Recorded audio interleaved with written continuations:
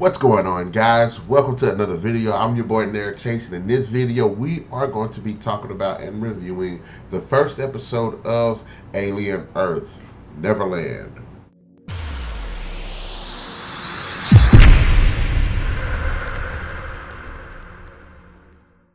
Weird name, but the context of the show, it makes complete sense. And I love the parallels that this show, actually, at least episode 1, has with the lore of Peter Pan. Now, I don't want to do break for break. I'm going to try to keep it basically the positives and the negatives, but it's an interesting show and there will be spoilers, so beware of that. Now, let's go ahead and get into it. Now, the concept of Alien Earth, I think, is actually pretty interesting. For those who don't know, this film takes place technically 2 years before the events of the first movie.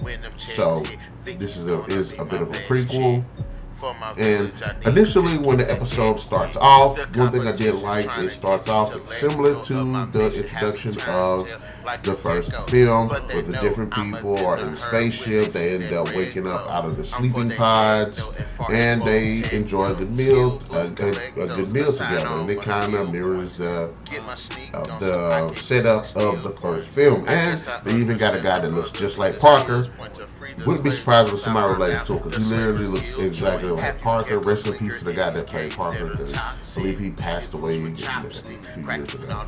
But I like this initial setup. It's actually pretty cool. It does pay homage to, weirdly enough, it pays homage to the first movie, which takes place after this series. So, but it's okay. And there's a bit of tension, a bit of a good setup, and you're like, okay, there's a bit of a little something here. And hopefully we'll get into exploring the different aspects of these characters and their dynamics.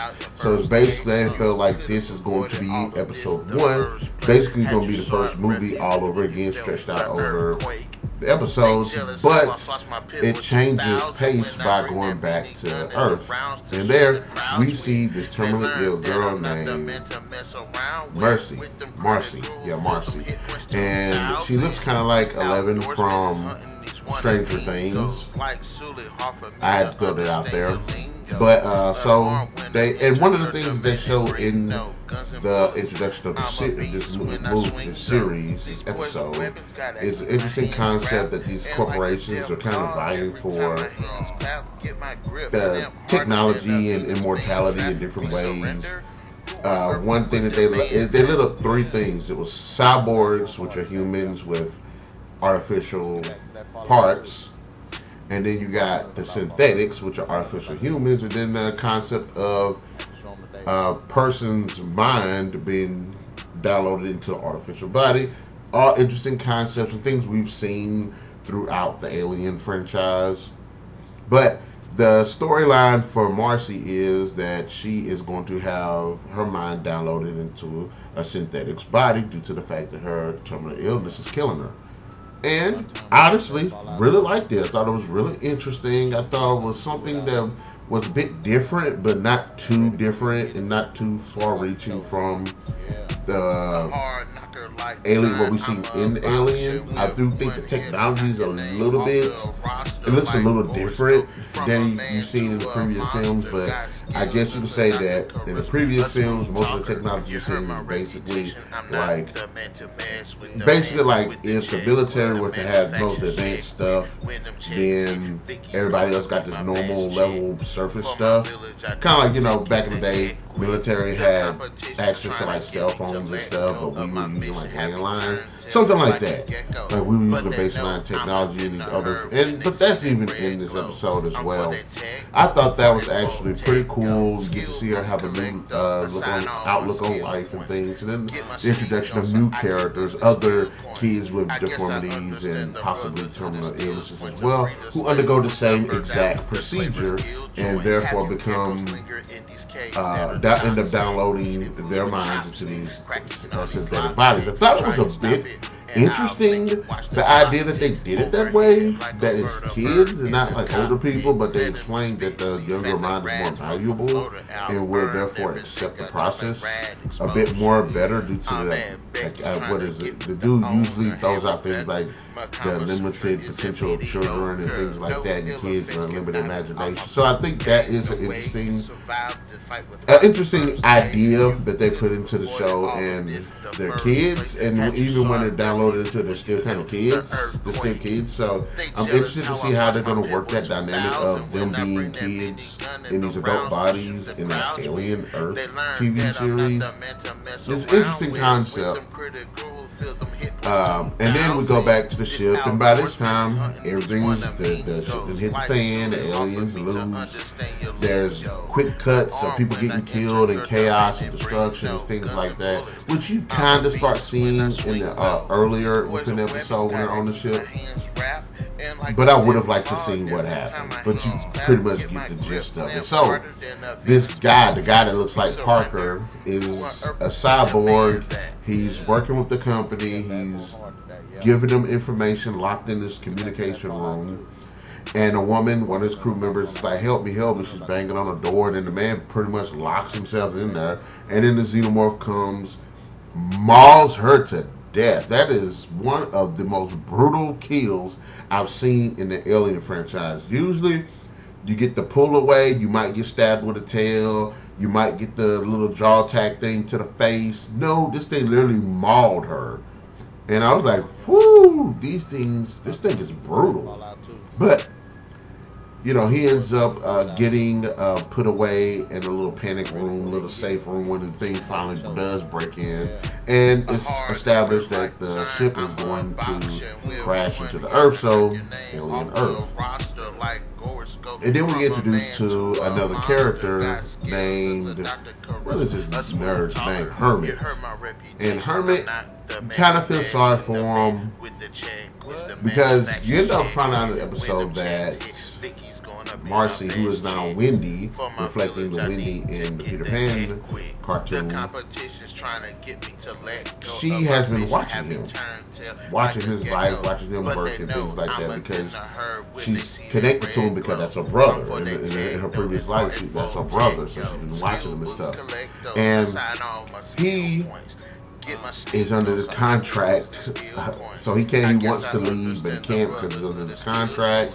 So he has to stay being this medic / soldier with this soldier unit, and we get to see him working out, or at least watching him work out or something, when that very same ship crashes into the same city that he's in. Ooh, that's very convenient. So it's interesting. We get to see. It seems we're getting introduced to characters, but we're not really getting to see them interact a lot. And I get the show is going for a very fast, like, okay, let's get things going. But I would have liked to see a little bit more of his interaction with the characters, so we'll know what his relationship is with these other people. Really, the only person we see him kind of interact with was the black chick with the red hair. Don't remember her name because she was that memorable. Although she did, I believe, like he got to hit by a rock or something, and she moved him out the way. But maybe that was a different scene. I don't know. I would have liked to see a bit more about their dynamics. Personally, one of my favorite character so far ain't Wendy. Although I think she's an interesting character. It ain't Cavalier, who is the young dude that's running the Prodigy Empire, the CEO guy. Not really him either. It's actually Kirsch, who is the synthetic that's helping Wendy, who's employed by the Cavalier. I think he's an interesting character. I like his matter-of-fact tone. I like that type of character. Until Timothy Olyphant, who's playing the character, and probably is the most recognizable face in this film, I like him. I like him as an actor, and I think he does a good job with Kirsch, and I'm interested to see more what he's got going on with the character. I think he's actually pretty cool. But that's my favorite character so far. So, we have, Hermit, him and his soldier unit. They're going there to investigate. And at first, I was like, gosh, man, where everybody fine, yeah. But then when you get there, you see it, the hell that's going on. It's kind of cool when you see the ship. The ship don't blow up. Normally you see stuff like the ship like explodes upon impact, but it doesn't like hit the ground directly. It kind of comes in at an angle, crashes in between these buildings, and kind of gets caught. And you still see like the engines firing off and all that. And then you see the destruction. What is it? I laughed. It wasn't funny, but they're walking, then one guy is like walking towards them or next to them, and then a bunch of pile of rocks fell on them. I laughed my ass off on that part. And you see the chaos of the first responders and stuff like that. So anyways, they're part of this response unit to go in to see if everybody's okay in the building, get them out of there. Also investigate the ship to see if there's any potential people in there. So I'm like, yes! You know, I'm watching and I'm like, okay, xenomorph kills, the xenomorph ain't dead. Gonna be some xenomorph kills. Really, really cool. It's got a really cool tense vibe that kind of reminds me of Aliens. And as I'm sitting here watching it, and the Hermit's character feels a bit too reserved. A lot of times, no, you can see that how he's being affected by what's going on. But I don't feel like he's got much going on in his life. I feel like he's just like a really, really miserable character. It's just day in, day out. He don't talk to nobody. He don't go hang out. He don't go out to eat. He don't read books. He's just miserable. I get it, having watched the other characters in the previous films and reading the books and how they live under the corporate law and just how miserable these characters are in this universe. If you ain't rich. But I would have liked to. I want to see more from his character. Hell, there's even a jump scare, and I was like, really? Where did that come from?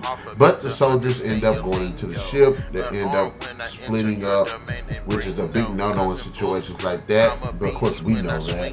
But Morrow, who is again the Parker guy, he survived, and now he's like, okay, these specimens, these aliens. See, what I didn't say was that initially went before the ship crashed, before all of hell broke loose. That ship has actually been to several planets or several locations collecting specimens of alien creatures. And all of these alien creatures are very hostile and have a parasitic nature to them, which is, again, a good, really cool, expanding universe type idea that works. That the xenomorphs aren't the only creatures in the universe. We get other alien life forms that are hostile to other life forms, and I really did like that. So he goes about going to go find and getting them, and he knows about the xenomorph, and I believe he does suspect that the xenomorph has gotten loose or at least survived. So he's going out to go find it. He ends up basically ambushing two guys. And this scene is kind of interesting because when I never understand when we watch movies like this when people are looking at alien creatures or alien things. They got this thing where they're like, I'm like, why? You don't have to put your face against it. But anyway, this guy, Morrow, ends up detaining these two guys.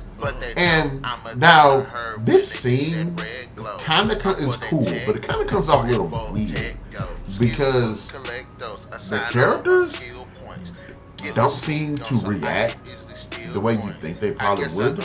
Like there's this creature, one of the alien creatures looks like a centipede or something. It's a bug. It comes down and it crawls in the guy's clothes into his neck, and I was like, unless that creature is emitting some type of numbing effect or something, you should have felt that.